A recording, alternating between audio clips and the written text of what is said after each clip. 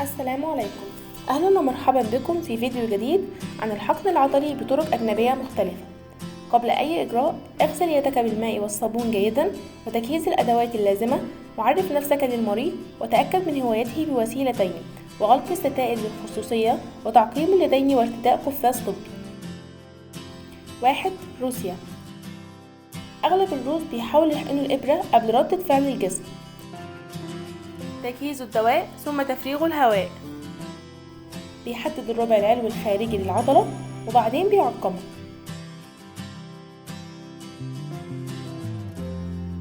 ثم الحقن بسرعة قبل ردة فعل الجسم،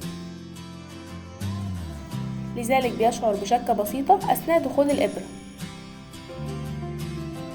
سحب المدفع للتأكد من عدم وجود دم، ليتجنب الحقن في الأوعية الدموية. ثم الحقن ببطء وبيد ثابتة.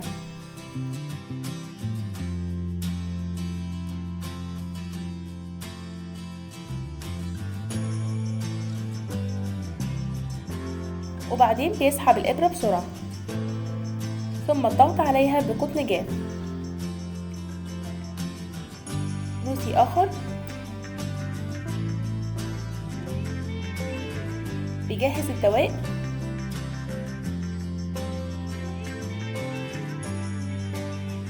وبعدين بيحدد مكان الحقن وبيعقمه.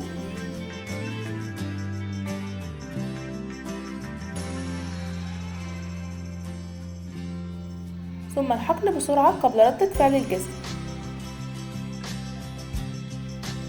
سحب المدفع للتأكد من عدم وجود دم. ثم الحقن ببطء وبيد ثابتة.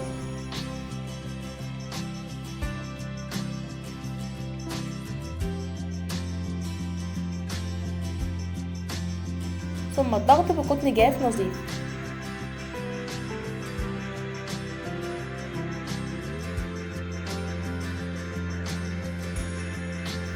2. نروح لكوريا. أغلب الأطباء الكوريين بيحاولوا تمويه ألم الحقن. بتحدد مكان الحقن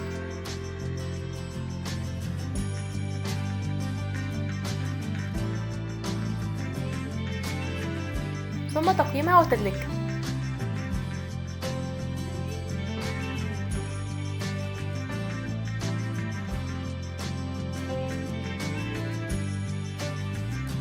يتم تدليكها في حركة دائرية هكذا.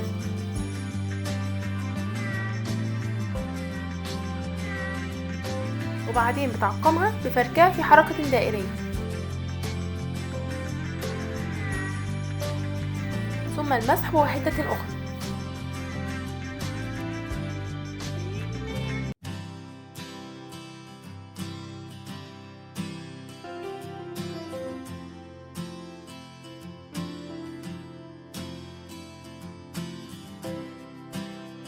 لتمويه ألم دخول الإبرة تقوم بالربط على العضلة ثم إدخالها في أحد الربطات.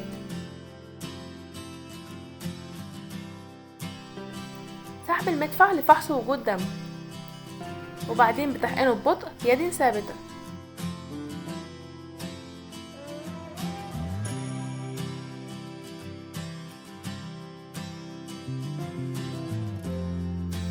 ثم الضغط بقطن جاف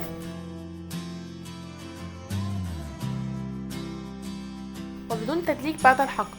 يفضل التدليك فقط قبل الحقن.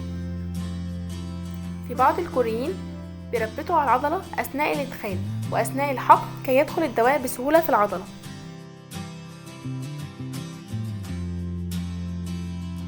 3. وبالذهاب لأسبانيا. أغلب الأطباء الأسبان بيركزوا على ثبات الحقنة أثناء الدخول. بتحدد مكان الحقن وبتعقمه في حركة دائرية.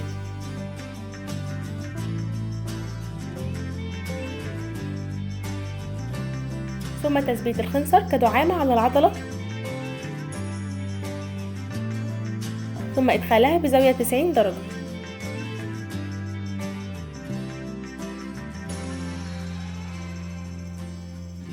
ثم سحب المدفع لتجنب الحقن في وعاء دموي. ثم الحقن ببطء وبيد ثابتة.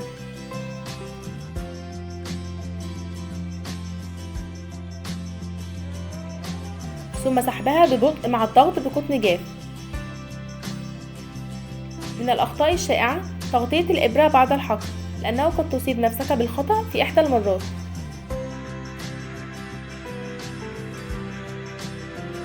لكن يجب وضعها مباشرة في الصندوق الأحمر أو استخدام هذا النوع. أسبانية أخرى: وضع الخنصر كدعامة ثم حقنها ببطء بزاوية 90 درجة بدون اهتزاز.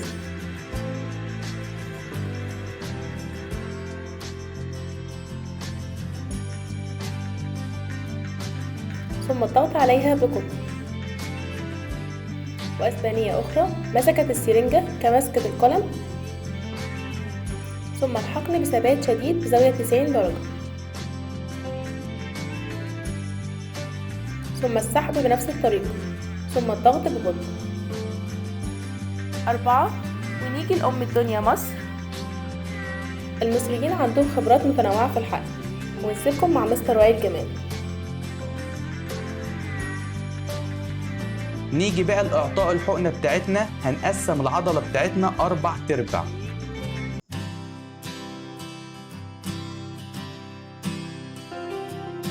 ربع، 2، 3، 4. عندنا عصب وركي بيمر في ال3 ارباع دول لحد صوابع الرجل. الربع اللي احنا ينفع ندي فيه هو الربع العلوي الخارجي، وهعلم لك عليه بالقلم عشان تعرفه كويس. الربع ده ادي فيه كل الحقن اللي انت عايزها، وهناخد مسحة بكحول، وهنمسك الحقنة بتاعتنا في شكل عمودي ونسمي الله ونبدأ ندخل.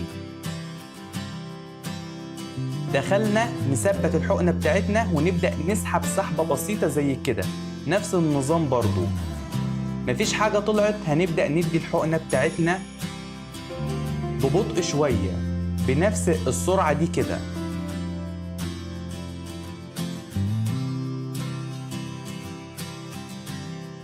خلصت، احط قطنة واطلع، وافضل ضاغط لمدة 2 دقيقتين بالظبط. طبيبة مصرية أخرى: طلعت معايا دم